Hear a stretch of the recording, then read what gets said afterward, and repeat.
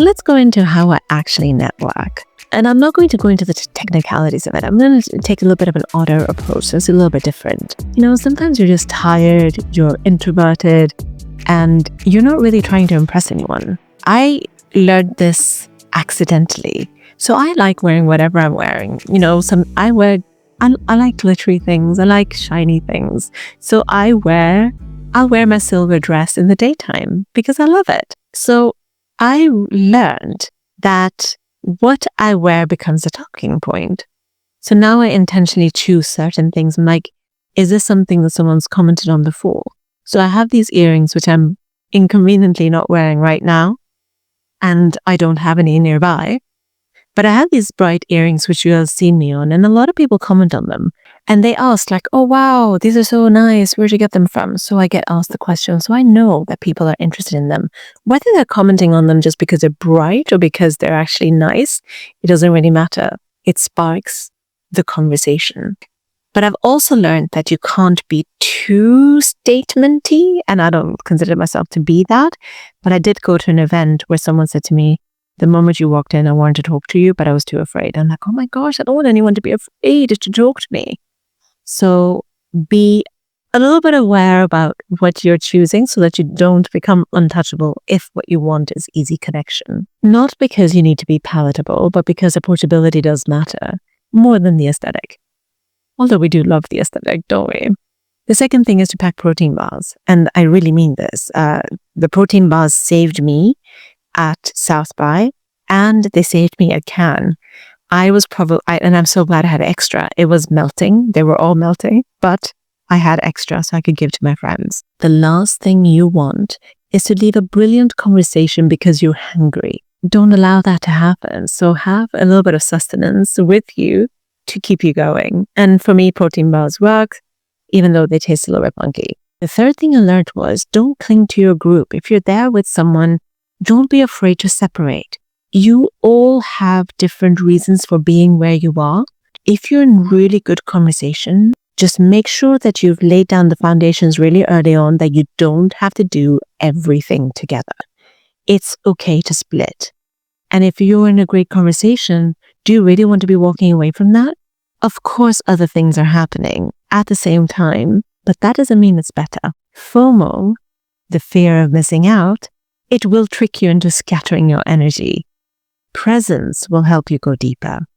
Again, so don't have FOMO because there's always something happening. Even at this moment, as you're listening to this podcast, you could, if you wanted to, experience FOMO. The question is, how are you making the present moment count? The fourth thing is to draw courage from your why. Courage doesn't come from being extroverted. It comes from knowing what you're really here for. And for me, I'm not here to sell. I'm not here to push my agenda. I'm literally here to connect. I want my perspective widened. I want to meet different thinkers. I want to meet people who do things differently. And what fuels me is that connection. And I'm not unique in this. I know for a fact that a lot of you are very similar. So drop that need of needing to have a client. Step into that part that gives you then that courage to strike up a conversation or stay when the moment feels right. I think part of you probably also wants to know how to formalize this networking.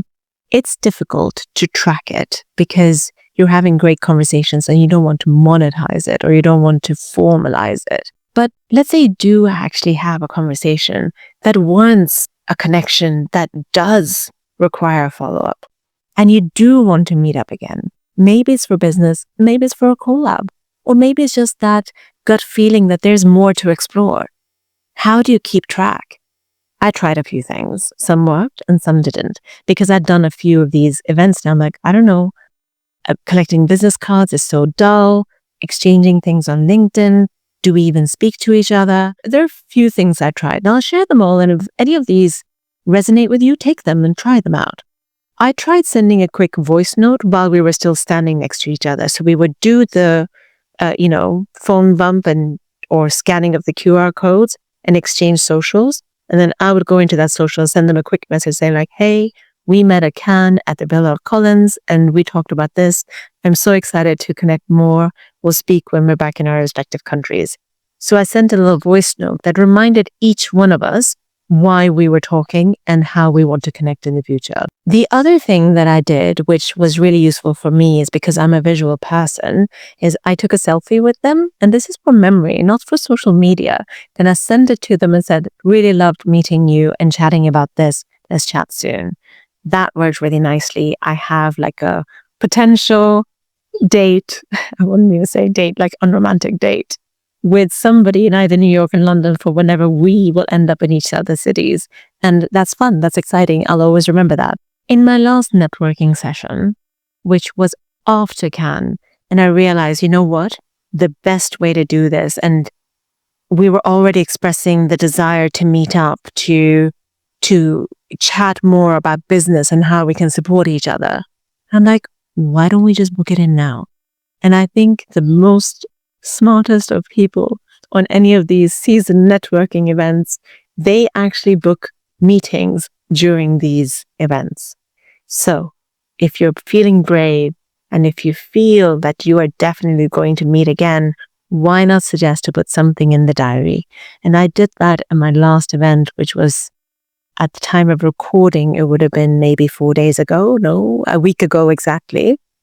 And I put something in the diary immediately, and we'll see where that takes you. Follow the story to see if we ever do any collaborations. And what we did was very, very simple. We exchanged emails, we put it directly in the diary, we checked when we could, and boom, we've got something nailed. It's about anchoring that moment and really building on that energy, because we don't want that energy to fade. So those are the things that I have learned and done at the back of all of these experiences.